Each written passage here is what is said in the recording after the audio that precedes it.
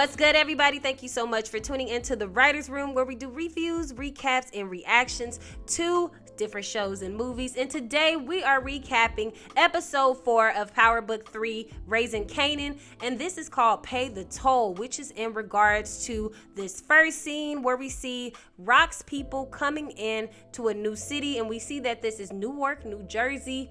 And we see some strange man just plop a squat trying to tie his shoe in front of this truck.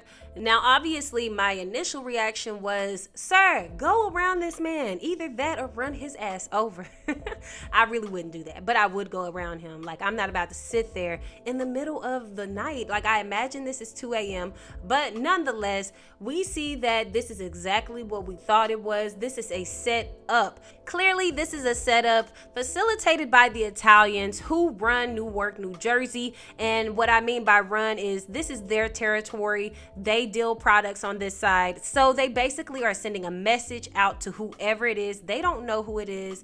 Now, my theory behind this is that this is all the facilitation of Unique. We know that Unique, once we get later on into the episode, he's got some, tricks up his sleeve in regards to Rock. But we will touch on Unique in his situation and where he stands with Rock and her organization later on in this recap. So let's get back into this scene. Basically, Rock's people are beat up and their product is stolen. So therefore, Rock's product is stolen. Stolen product means you owe more money. Mind you, the last episode, Rock had all of her money stolen. So she is like triple, dipple, whatever you want to call it, behind with paying these Colombians. So of course, this is going to be a 911 emergency for Rock and the organization. Now we get to the next scene, which is Rock, and she is with Cartier, which is different because we know that Rock was not paying Cartier the time of day in the last episode, but we see that Cartier managed to get Rock over to his art gallery where they're looking at art, and he's talking all this fancy stuff, and basically Rock is letting him know that you're still a street dude. I know who you are. I know the people you run with, and I know where you're from, so you can drop the act. And basically Cartier is letting her know and putting her up on game in regards to this drug game, that you need to wash your money out, which is something that Lou has always told Rock, that we need a legitimate business to wash this money. You can't just hold it somewhere because rats are going to eat it or it's just going to get stolen, as we found out. And so she comes up with the idea. She's like, you know what? I know exactly what you're doing. You are paying cash for all of these art pieces and you are hiding or washing your money through this art gallery, which is completely accurate. Cartier is pulling the strings behind this art gallery in order to fund his name in the streets, aka he is still a drug lord out here in these streets. Now we get to the next scene and we see that Kanan is walking in to visit someone in jail. And who does this someone turn out to be? This is the brother of Defcon, aka the uncle or perceived uncle of Kanan. I think this conversation was interesting because the brother gave off the notion that he does know that Defcon was not who he said he was, in terms of Kanan being his son. Now, because he did make note of, you are Rock's boy. He said that, like, you're Rock's son, instead of saying, hey, you're my nephew. He still kind of like excluded him out of him and Defcon's, whole situation or bloodline. So I thought that was interesting, and it gave me enough idea to say, surely Kanan got the same vibe or the same feeling from his quote and unquote uncle. And so I don't think that this trip over to this prison to visit his uncle really gave him any enlightenment or encouragement in terms of finding out who his dad really is, because he did not get a true confirmation. Of course, when his uncle said, oh, you got his eyes, like you got his vibe, blah, blah, blah. Kanan's like, homeboy, you didn't even recognize me when I first came in. So clearly, I believe that this is going to be Kanan's confirmation that Detective Howard could really be his father.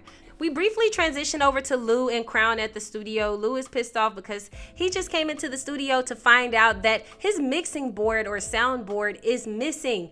And Crown comes in and is like, look, bruh, like it's all good. We're getting a new soundboard. And to me, I believe this is Lou being a little bit frustrated because money is tight right now. Like he doesn't have enough money to even fund the studio right now. And this may be a trick for Crown to basically squeeze Lou out of everything that he can in order to squeeze him out of the business. Now, of course, Lou is just completely frustrated and he takes it out on Crown. He knocks the man's cereal out of his hand, which is, effed up. The cereal looked like it was really popping, okay? But we get back to Kanan, and we see that he comes outside, and Marvin is yapping on the phone. He's upset. And Kanan basically is saying that, I don't know if this really helped me a lot. Marvin is saying it really doesn't matter. And of course, he's like, your family is the people who have been by your side, who have been rocking with you. And you can tell he has a lot of vitriol towards this conversation because him and his daughter are not getting along. Like, he really wants to be with Juke. And so he's, of course, taking this out on Kanan. But he basically told Kanan that this trip was unnecessary because you should know who your family is. Now, speaking of Juke, we do go over to Juke, and she has finally touched down at her mom's house. And her mom has completely changed her colors. She is now a church woman volunteering at the youth group. And you can tell that Juke feels away because she sees her mom with all of these children on a picture, and her mom couldn't even go to get her. Mind you, clearly this is not too far from Juke because Juke is able to be here. And her mom basically tells her that this is a sign and a call from God, that you were sent here from God to be with me, that I should get a second chance at being your mother. I know I don't deserve you, but I really want you to be with me. There is plenty of room here. I would love for you to kick it, with people at the youth group. So the mom is really trying to color up this whole situation of her leaving her daughter and not ever coming back to her. Now, she did say that she left to go to LA and try to become a famous singer, and that did not happen. And along the way, she just ran into drugs and whatever else that was negatively affecting her. So we see that Juke is really considering this move with her mom. Moving along, we see that Rock is spraying up the trap house. The trap house is looking less trapped than I thought. But we have Kanan coming in, and he's basically letting them know this place is kind of funky, you guys. And I honestly don't believe that Marvin, Lou, and Rock are aware of what's going on and why it stinks so bad. I honestly believe that Marvin forgot that, he killed the landlord of the apartments and placed him inside of this a trap house. So yeah, the man is buried and decomposing somewhere within those walls, and we see that inside of that room that Kanan is pushed into so that Rock, Lou, and Marvin can talk. We see that as Kanan inches closer towards the closet, that smell is reeking the most from there. The smell is completely emitting from the closet all the way into the trap house. And I believe that this smell is going to cause some trouble later on in this season because it is probably going to leak throughout the entire apartment complex, through the ventilation system and everything else. But we'll touch on that later on. What do you guys think? I believe that this is going to draw the police towards that trap house and looking more into it. But we see that Kanan looks at the Nike box. And for those of you who know Black households, you see a Nike box in the closet, you might want to check it. It might be some money in there. But we see that Kanan finds stacks and stacks of money, and he does decide to take one. And we briefly see parts of the conversation that Lou, Marvin, and Rock have about what happened inside of Newark, New Jersey, about their men getting their stash stolen along with getting beat up. And basically Lou is like, I told you, sis, we shouldn't have expanded to this unknown territory. The Italians are a different type of breed. They're not unique. And Rock is hard-headed. Rock is very much within her big boss, big shoes. This is my territory. This is my organization, and you're barely around. So why are you even giving input into this conversation? Now, Rock is going to do what she wants to do, and she just lets Marvin and Lou know, set up a meeting with these, piece of guys. She is just as funny as Marvin in this episode, but in a scary way. But we see back over at the bodega, we have Liliana doing her thing, watching TV, laughing. She is definitely not as fun and giggly as she was the first time we seen her watching TV. And we see your boy Unique come through the building, and Liliana is still shaken up by the whole thing that happened with Unique kidnapping her. And so we see that Unique is still making these intimidation threats towards Liliana, just letting her know that he can still get to her. And I think this is something that he's doing towards Liliana and not necessarily trying to attract Rock's attention, but I think he just wants Liliana to completely break her wall down. He's breaking her down so that maybe that can disconnect the connection between Rock and her cousins. I'm not sure.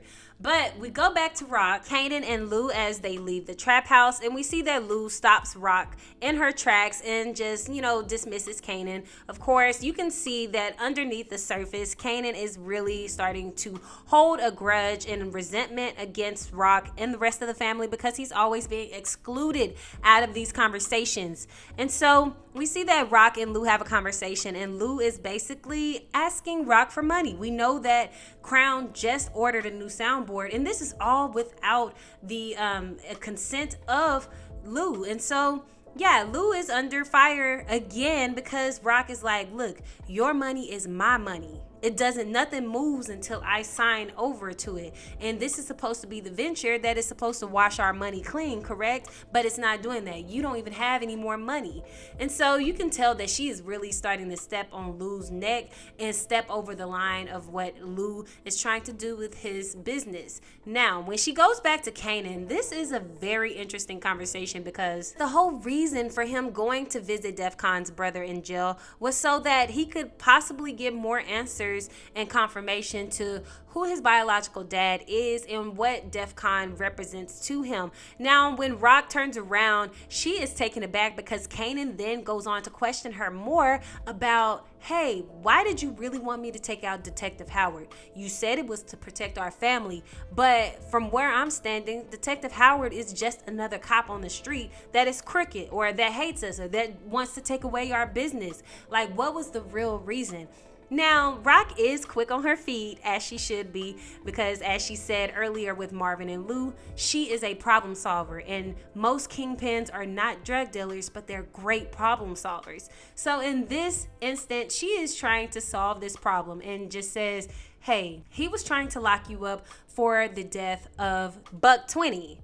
Now, to Rock's surprise, Kanan is not buying this. And this is about time that Kanan starts to man up and really think for himself and say, why would they do that? They don't even have any evidence of me taking out Buck 20, and this still doesn't really give a true reason as to why you were so intent on having me commit this crime. So I'm like, wow, now we're cooking with hot fish grease because Rock is now stumbled with her words. She don't even know what to say. So she's like, okay, had it been me or Marvin or Lou, he would have taken us out, no doubt. But since it was you, he was willing to give it a chance and hear what you were gonna say. And that is why I felt it was best to use you as the person to take Detective Howard out.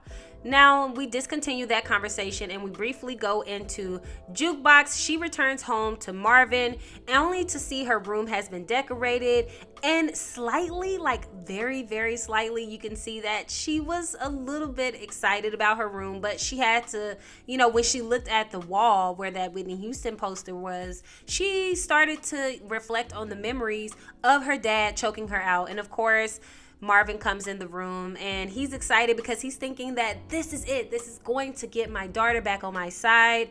And, Juke just walks away. Mind you, Juke has clothes in her hand. She's at the very least going to spend the night with her mother or spend a few nights with her mother and see how, things unfold there. I still think that the mom is going to dismiss or disown Juke in a way once she finds out who Juke really is as far as her sexuality is concerned. Now, moving along, we see Fly Ass Rock, Lou, and Marvin, and they're going to meet the Italians. This is the meetup that we were waiting on. This is where the title of the episode comes into play. Basically, Rock goes to meet coming at Rock and the crew right now, but it is within reason because they did step on his territory. And basically, Rock is saying, the projects are unspoken for, and so I decided that it was best for my crew to go out there. And he's like, just because it's unspoken for or it looks like I'm not there doesn't mean I ain't there. You gotta say it in his voice. I don't even know how to say it in an Italian voice, but you get the idea.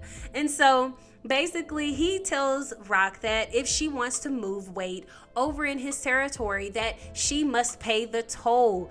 And Rock doesn't even take the time to look at the number on the toll, on the paper, although Lou tries to speak for her and she completely shuts it down, balls up the paper and throws it on the ground and lets him know politely that she is not going to take that and she won't be accepting any type of bribe in order for her to cross over that railroad and sell on his territory. Now, this does intrigue the Italian mobster, and so I think in the near future he will consider collaborating with Rock without making her pay such a high toll. I don't know what that price was, but I'm sure it will come up later on in future episodes.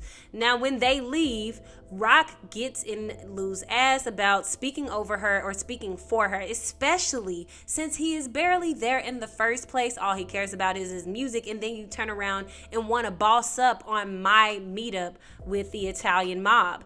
And Lou, for a good reason, is afraid. He's like, we've never went up against these types of people before. Like, these are not your regular street hood boogers. Like, they will come after you in numbers. And so Rock does shut it down. She asks Marvin, are you scared? Marvin, of course, like true Marvin, will say, I am not afraid of no one. So this does trigger Lou. I don't know what Lou is going to do next, but you can tell he's 1 foot in and 1 foot out of the family business. Now, the next scene that we see is our boy Famous. He is in the kitchen, and this looks like this is his new home. Remember that Crown on the last episode said that he had to connect with a building. So this is Famous's home, and he's drunk, he's high, he's doing his thing. He's having a ball, y'all. And he jumps on the table and is making mention of the person who's paying for everything as far as this party is concerned, and it is your boy Kanan. So it's clear that Kanan used that money that he stole from the trap house to pay for this party, the booze, the drugs, everything else. And I mean, the blinds are already messed up. I am concerned about the lifestyle that Famous is about to live. But nonetheless, we see that there is a knock on the door, and who is it? It is Famous's new neighbors, Corinne and her mother, Paloma. Now, her mother does look very young, so this is a weird dynamic of maybe a 30-year-old and her 15-year-old daughter. But we see that the mom is low-key kind of eyeing Kanan, and so I'm interested to see her and Kanan's relationship as Corinne builds up this relationship with Kanan. But before I move into that, we just basically get introduced to these two characters that are new to the Power universe. And we see that Corinne takes a liking to Kanan and wants to stay at the party. Of course, Paloma, being her nice, fun 30-year-old self, lets her daughter kick it at the party, but not for too long. Transitioning over to Detective Howard very, very quickly. He is, of course, still hooking up with the lady of the night that has been smashing Detective Howard. But we see that he lets her know that he has a son. She's like, in all the years I've been doing this with you and I've been coming over here, you never let me know this. And he's basically like, the son does not want to talk to him. How do I get a relationship? And she basically just gives him advice on how to show Kanan that he really wants to be in his life. So I think Detective Howard is going to be a little bit more aggressive and probably show up on Rock's doorstep trying to get to Kanan. Speaking of Rock, we're gonna spin the block on Rock and go to Jukebox. Jukebox is in the mirror. She lets down her hair, and in this sequence I can see this being like her reflecting upon what Crown told her in the previous episode, just like, hey, you want to be a singer, you kind of have to change your look. And so I think Jukebox is dabbling and seeing how she would look in a more feminine light, and she's thinking about doing this. But Rock comes in and, says hey and everything, and Jukebox lets her know that I spoke to my mom, and she's been living in New York, uptown New York, this entire time. Now, Rock is intrigued because she's like, I didn't know that, you were talking to your mom. Did she look for you? And you can tell that Rock is fishing for more information outside of figuring out where Kanan is, but she's fishing for more information as to why Jukebox is going to look for her mother when her mother has been in the same city as her daughter the entire time and has not even looked, not once. Like, if you are able to find this information, she would have been able to find the information on how to find you. So Rock just lets her know that not all family that's blood is considered family. Family, the name, the title of a family has to be earned. And this is funny because this is the same thing that Marvin told Kanan. So I love the dynamic of Marvin talking to Rock's son about family and Rock talking to Marvin's daughter about family. I love how that came full circle.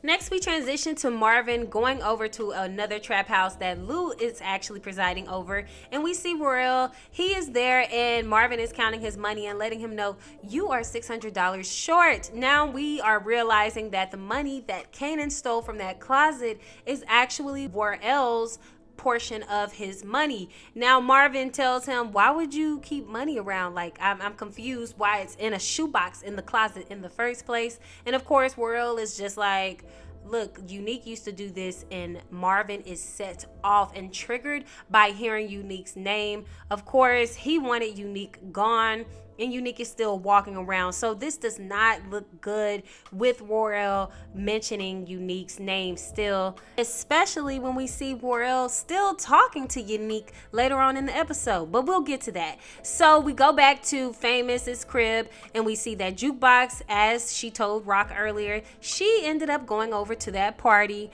and she starts smoking and drinking and talking to Famous. And of course, Famous is cracking jokes about her being the background singer, but she looks over and Kanan is kissing Corinne. I mean, Corinne moves quite fast, but hey, you know, have fun, girly. But we see that Crown comes in and he is basically like, oh, you know, there's Juke, I've got some music for you that I think you would love.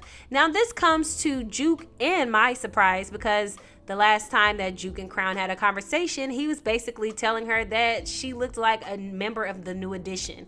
And we all know they're all men. So this was very surprising for me. And I honestly believe that Crown is going to screw Jukebox over. I believe that he does have a track for her that she will love. And he's going to have her write to it and sing to it. And I believe that he is actually going to put the other woman's voice on there, or someone else's voice on there instead of Juke's, and he's probably going to steal her music without crediting her. Now moving along, speaking of the studio, we have Lou at the studio with Cartier, and Cartier is just toasting up to Luke to the new soundboard and all the hits he's about to create from it. And Cartier just puts Lou up on game and tells him that if you want to lead, then you need to take control of your team, because your team is only supposed to move as fast as you want them to. So this was a really good sound advice for Lou to follow, especially if he wants to get out of the hold that Crown seems to have over this studio and over his life. It's time for him to take control of it. So toast to that, Lou, and hopefully that works out. Now we have Rock counting her money up at the bodega. Now you can tell that Liliana is struggling with whether or not she wants to approach Rock, because she is kind of scared of Rock. But this is the turning point of the relationship between Rock and Liliana. Liliana is basically telling Rock she needs to go ahead and lay Unique out. Unique is still coming to the bodega and intimidating her. Like, he's still here. He's laughing and mocking us in our face. And you're supposed to be a strong woman. Like, what happened to that? This is weak. Now, I think this is going to mess up Rock's connection with the Colombians. Why? Because Liliana is the only glue between Rock and the Colombians. Now, of course, Liliana hasn't told what happened to her yet, clearly, because her cousins have not come up there. But I think this will ruffle her feathers, and Rock better look out. Now we switch on over to Juke and Kanan, and Juke is just caught off guard because Kanan comes into the room while she's putting up her Sunday's best dresses away. And Kanan is like, why do you have the Sunday dresses? And basically Juke is going to church, and she tells Kanan about her mother and just lets him know that I'm going to church with my mom and I really just want to start over. But the funny part is I seen so much of myself when I looked into her eyes. Like I felt home, but it was kind of somber. Like, she felt at home, but then also at that point she realized how much of a mother Laverne has really been to Juke, and how much she has missed out on Juke even though she's been in the same city. So she's reflecting upon what Rock has told her in the previous scene. Now, speaking of Rock, we do have her and Symphony going to look at the house that Rock is purchasing, that big house that she wanted to throw her money at in the last episode. And we see that Symphony is very, very happy to see Rock, and you can tell that he's very much in love with Rock and he adores her. But there's only so much that one can take. Symphony is tired of being dragged along with this mouse and cat game that Rock is putting him through. And of course, I believe that Symphony is asking Rock one last time, what happened the night that you asked me to drive Kanan across the waters? And I believe that he's asking this just to see if Rock will tell him the truth, if she trusts him, or if she's just once again tagging him along and treating him as the other or just a side piece. And we see that as they stand outside and Rock puts in an offer for the house, we see that Symphony looks at her one last time and just...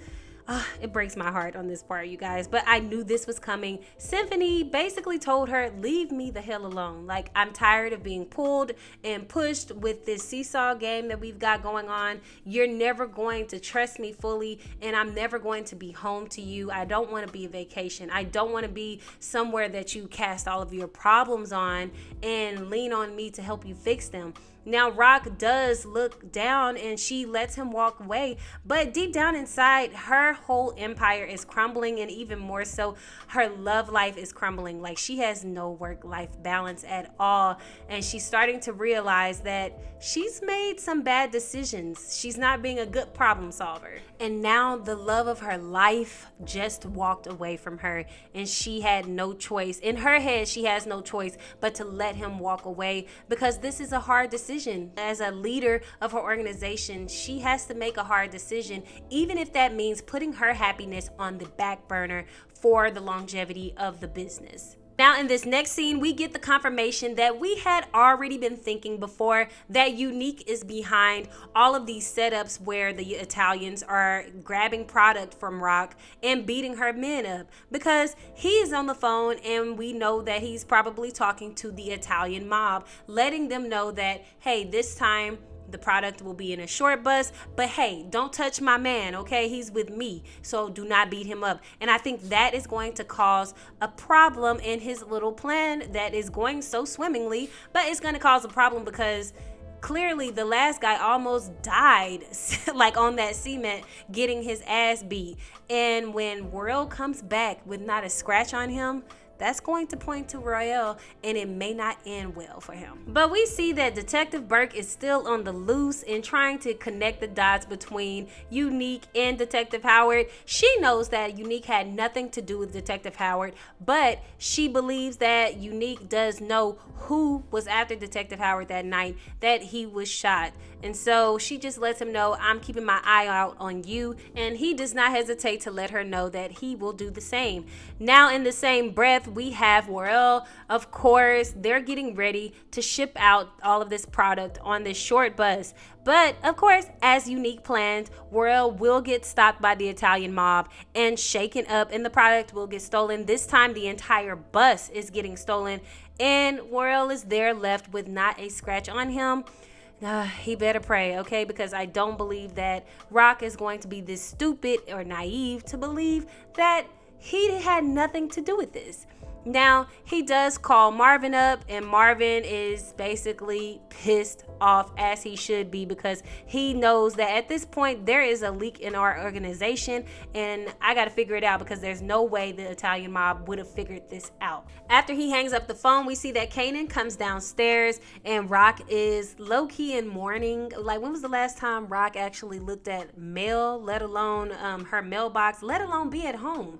Rock is mourning the relationship between her and Symphony, I'm convinced. But we see Kanan is pulling away from her and is reluctant to answer her questions, or he's just being very vague when she's like, where are you going? So she decides to trail Kanan. And where does Kanan end up? He ends up going to Detective Howard's house, and this lets Rock know that her plan with the business, with her son, with everyone is completely falling apart, and she has to come up with something else. You can tell that she has completely broken that facade that she's been giving to us as the audience the entire time, and it's time for her to really solve these problems, as she said in the beginning.